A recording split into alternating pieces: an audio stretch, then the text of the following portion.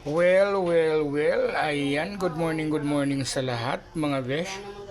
So habang masama ang aking pakiramdam, gagawa tayo ngayon ng ubi halaya. So babalatan muna natin.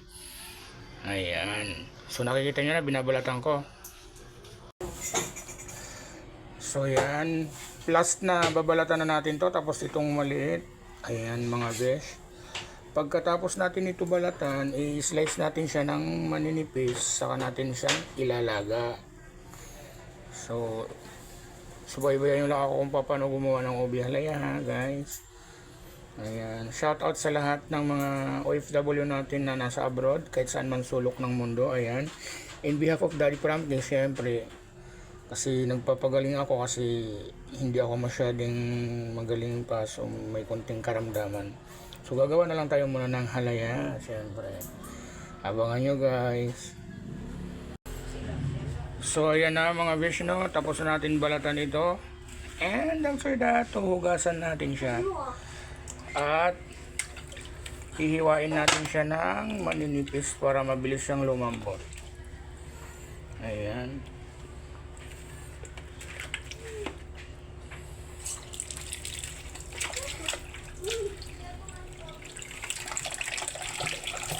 Madulas mga besh, madulas eh.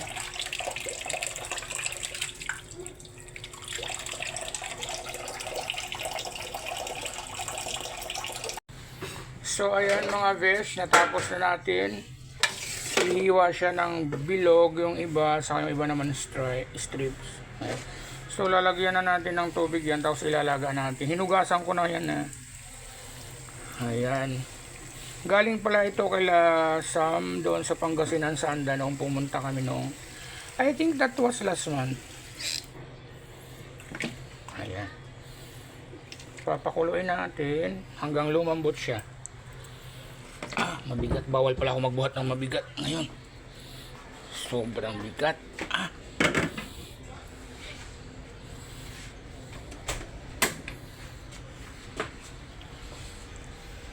Ayan.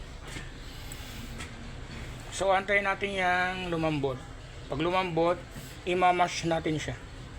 Tapos saka natin ulit lulutuin siya ng butter. Tapos lalagyan natin ng evaporated milk at saka condensed milk.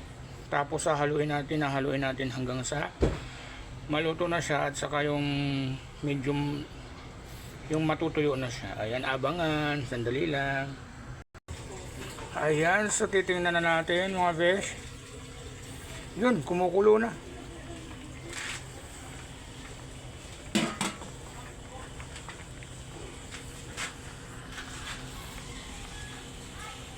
Nakakahilo na pa.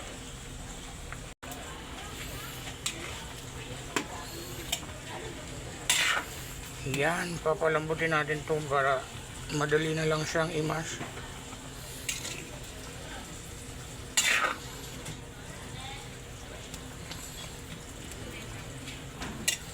Dudurugin natin siya dyan guys. Yan. At syempre, well, ayan na nga, no? Medyo makulimlim para makita nyo ng lubusan. Ayan. Tapos imamash natin siya. Pino. Ayan. Mas maganda dyan, ihalo natin yung butter dyan mamaya. Wow! Amoy pa lang, amoy ubi na. Ayan.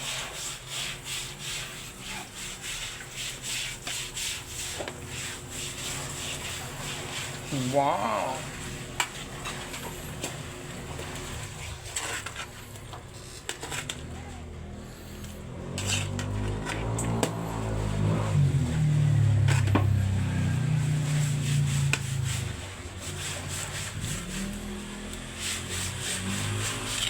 Mash lang natin siya guys hanggang sa mapino. Ayan.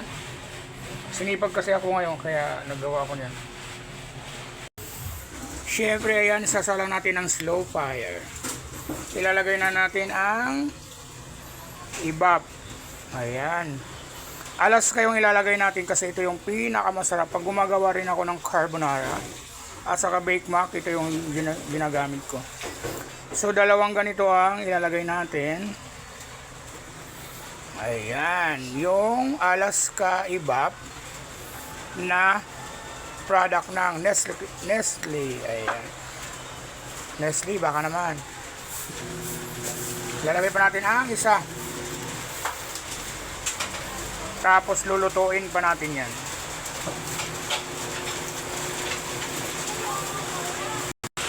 Siyempre, dito lang yan sa kusina ni Daddy Frankie ang subo mo ko. Ayan. So abangan natin guys, no? Tapos ilalagay natin yung ating OB flavor na Jersey. Ayan, mga sponsor natin ito, no?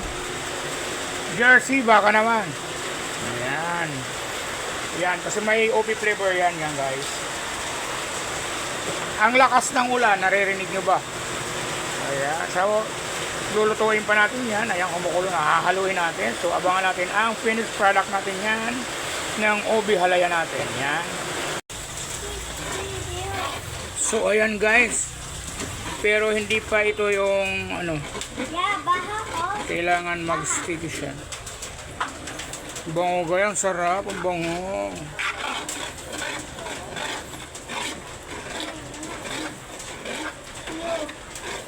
Ang bango niya.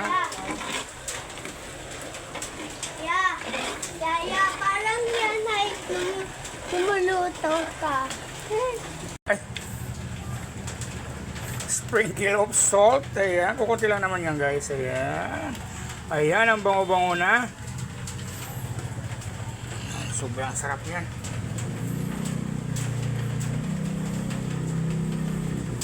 Ayan. Sinipag kasi ako ngayong gumawa kasi umuulan. Hindi kasi ako sumama mag-vlog ngayon. Masama pakiramdam ko.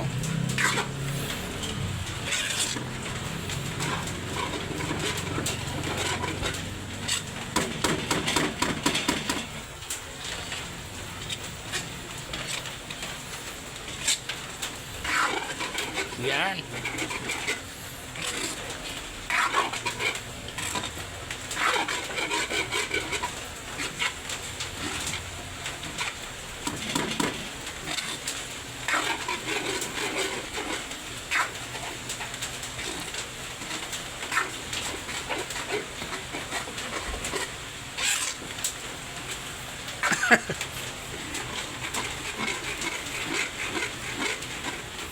Halo kay Obe. Ayan, halo kay Obe.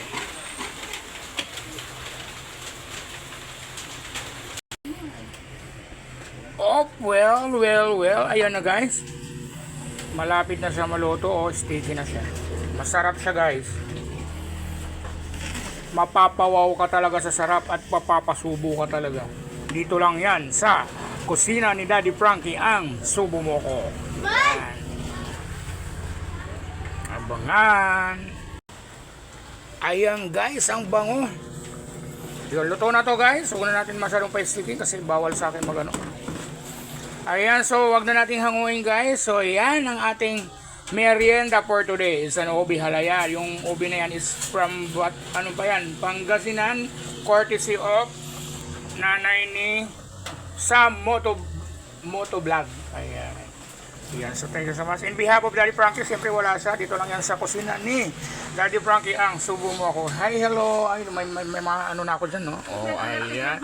Si Mama Jo at si Mamita. Ayan, may taga-tikim na ako. Ayan, si... Masarap daw. Tikman nga natin. Ano? Yes. Tikman mo, Mamita. Tikman mo. Tikman natin. Alam mo, ang ube halaya, isa sa mga favorite. Yan. Pag lumamig yan, mas masarap. Ayan.